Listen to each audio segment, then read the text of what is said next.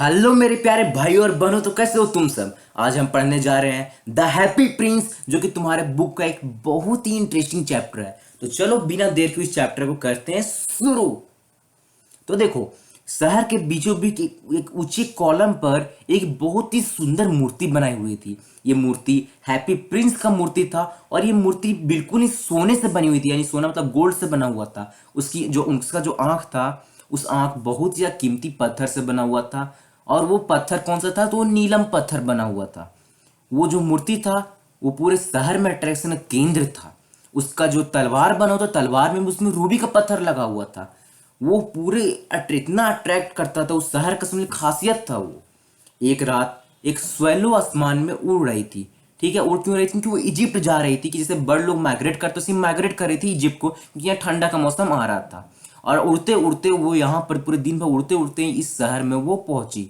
ठीक है, इस शहर में पहुंचनी, तो उसके बाद क्या हुआ, तो उसके बाद फिर वो खोजती है कि भैया कि हमको रहना कहाँ चाहिए, क्योंकि हमको रात को ठंड को तो उड़ नहीं सकते, तो हमको कहीं रहना पड़ेगा। तो चलो यही शहर में हम लोग कहीं रुक जाते हैं। उड़ते उड़ते वो इस कॉलम पे इस मूर्ति को देखी और सोची कि क्यों ना हम यहीं पे रुक जाए, यहाँ पे हवा भी अच्छा आ रहा है और यहीं पे जगह अच्छा है, मस्त जगह है, हवा वो अच्छा आएगा, सोने में मजा आएगा। तो ये सोच के ना रुक गई। ठीक है, और सोची क्या, आज तो जिंदगी बन गया, यहाँ पे मेरा गोल्डन बेडरूम आज है मेरा अगल बगल में। ठीक है, लेकिन जैसे ही सोई तो हैप्पी प्रिंस के आंखों से आंसू गिरा, और वो जो आंसू हैप्पी प्रिंस के आंख से जो गिरा वो सीधा इस पक्षी के माथे पर गिरा। तो ये सोचती है क्या हुआ भैया। फिर ऊपर देखती तो देखती है कि मौसम तो बिल्कुल साफ है, पानी तो मार नहीं रहा है, तो फिर पानी आया तो आया कहाँ से। तो यही सोचते रहती है। तो उसके बाद फिर क्या होता है, तो उसके बाद फिर अचानक से एक और ड्रॉप उसके माथे पर गिर जाता है। ठीक है, जब एक और ड्रॉप गिरता है तो फिर सोचती है कि चलो ना, क्यों ऊपर जाके हम लोग देखते हैं कि क्या हुआ, क्योंकि रेन तो हो नहीं रहा है। उसके बाद देखती है जैसे ऊपर जाने के बाद कि जो हैप्पी प्रिंस जो होता है, हैप्पी प्रिंस के आंखों से आंसू आ रहा है। ठीक है, उसके बाद फिर हैप्पी प्रिंस से वो पूछती है कि तुम कौन हो। तो हैप्पी प्रिंस बोलता है कि मैं हैप्पी प्रिंस हूँ। उसके बाद फिर पक्षी पूछती है तो क्यों, तुम रो क्यों रहे हो, तुम हैप्पी प्रिंस हो। तो ये बोलता है कि मैं भी कभी एक जिंदा इंसान था, मेरे पास भी कभी जिंदा दिल था। जब हम जिंदा थे तब हम बहुत बड़े पैलेस में रहते थे और कभी मेरे पास कोई गम या कोई दुख आया नहीं था। मेरे आसपास के सारे लोग हमको हैप्पी प्रिंस बुलाते थे, क्योंकि हमको कभी कोई दुख का महसूस नहीं हुआ था। लेकिन अब जब हम मर गए हैं तो सब जगह का हम देख सकते हैं, सारा दुख आसपास का हम देख सकते हैं। अभी हम आसपास का मात्र हम दुख देख पा रहे हैं, इसी के कारण हम यहाँ पे खुश नहीं हैं। उसके बाद फिर जो हैप्पी प्रिंस होता है वो उस स्वैलो को एक घर दिखा रहा होता है, जिस घर में एक औरत होती है। वो औरत बहुत ही ज़्यादा मेहनत कर रही होती है। वो औरत के हाथ में सुई होता है और वो मतलब कि जो क्वीन होती है, क्वीन के लिए वो कुछ बुन रही होती है। उसके पूरा हाथ लाल हो जाता है नीडल से।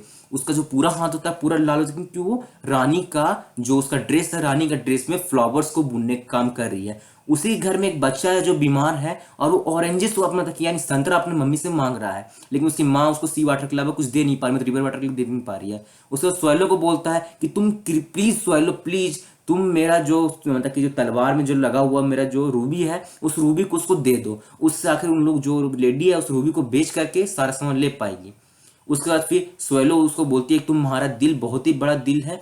उसके बाद फिर जा करके उसका जो तलवार होता है तलवार से निकालती है, उसको जाती है। जाते समय उसको एक बहुत ही बड़ा मतलब कि एक पैलेस से पास करती है, वहाँ पे डांसिंग का आवाज आ रहा था। उसको देखती है कि एक बहुत ही सुंदर लड़की आती है बाहर अपने लवर के साथ और बोलती है कि मैंने बहुत ही सुंदर फ्लावर्स अपनी ड्रेस में लगाने को दिया है, काश वो टाइम पर तैयार हो जाए, क्योंकि जो बनाते हैं बहुत ज़्यादा लेजी हैं।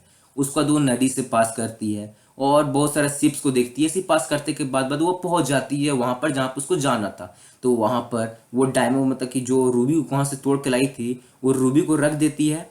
और रूबी को रखने के बाद फिर वहाँ बच्चे के पास जाती है, उसके फोरहेड के पास देखती है। ठीक है, तो उसको थोड़ा सा ठंडा का मतलब जब पक्षी अंदर घुसा तो उसका पंख का ठंडा लगा, तो बोलती है कि अब हमको ठीक लग रहा है। उसे रात को फिर जाती है सोएलो हैप्पी प्रिंस के पास, अब बोलती है कि हो गया, हमको बहुत ही अच्छा लगा, बहुत गर्म लगा। तो हैप्पी प्रिंस बोलता है हाँ क्यों नहीं तुमको अच्छा लगेगा, क्योंकि तुम अच्छे काम करके आई हो, इसी कारण। उसके बाद फिर सोहेलो को नींद आने लगता है, सोने लगती है। उसको अगला दिन जब उठती है तो उस पर रिवर जाती है और नहाती है। उससे सोचती है आज तो हम इजिप्ट जाएंगे। लेकिन फिर जैसे ही हैप्पी प्रिंस आती है, हैप्पी प्रिंस बोलती है सोहेलो प्लीज तुम मेरे साथ एक रात और एक बार और रह जाओ और एक आध दो जगह और हेल्प कर लो। ठीक है। उसको तुम देखो कि मैं दूर कहीं शहर के बाहर हम एक आदमी को देख पा रहे हैं, गरीब आदमी जो अपना प्ले को लिख रहा है, ठीक है, लेकिन उसके पास जरा ही पैसा नहीं है, कुछ खाया पिया नहीं है। और वो जो आदमी है उसका जो मतलब कि जहाँ पे आग जलता है आग भी नहीं जल, ठंड से वो मर रहा है। तो कि तुम कृपया करके मेरा आंख में जो नीलम का पत्थर लगल है उसको प्लीज प्लीज तुम जाकर के दे दो, क्योंकि मेरे पास अब कोई रूबी बचा हुआ नहीं, रूबी उसको दे सकते हैं, तो मेरे पास बस मेरा आंख ही है जो हम उसको दे सकते हैं। तो स्वैलो बोलती है नहीं हम कैसे दे सकते हो, तुम्हारा आंख है। उसका तो हैप्पी प्रिंस बोलता है नहीं तुम दो, ये मेरा आदेश है, प्लीज तुम दे दो। मना लेता है हैप्पी प्रिंस। उसका जो स्वैलो होती है वो हैप्पी प्रिंस का जो आंख होता है आंखों को उससे आंख से मतलब कि आंख को निकाल लेती है, पत्थर को जो वहां पर जो नीलम का पत्थर था उसको निकाल लेती है। निकालने के बाद फिर उड़ जाती है। उड़ने के बाद फिर वो वहां पर जाती है और उसके घर में घुस जाती है प्ले राइटर का। प्ले राइटर जो अपने चेहरा को छुपाए हुए था अपने हाथ के अथी से, बिल्कुल स्ट्रेस में था बंदा, और वहीं वहां पर उसको जाकर के दे देती है। जैसे ही वो उसको जाकर के वहां पर पहुंचा देती है उस स्टोन को, तो वो जो प्ले राइट होता है वो अचानक से देखता है तो बहुत ही ज्यादा खुश हो जाता है और उसको लगता है कि मेरा कुछ चाहने वाला होगा, इसको मेरा स्टोरी बहुत अच्छा लगा होगा, तो वही हमको यहाँ पर ला करके ये जो था स्टोन हमको दिया है। ठीक है। उसके बाद फिर जब दूसरा बार जब स्वैलो आती है हैप्पी प्रिंस को गुड बाय बोलने के लिए कि अब हम तुम्हारे साथ नहीं रुक सकते प्रिंस, अब हम जा रहे हैं इजिप्ट, क्योंकि हम नहीं जाएंगे तो हम मर जाएंगे, यहाँ पर हवा बहुत ज़्यादा ठंडा होने लगा है और हम ठंड में नहीं जी सकते। आज के लिए बस इतना ही, बाकी नेक्स्ट वीडियो में पार्ट 2 में, तो चैनल सब्सक्राइब करो।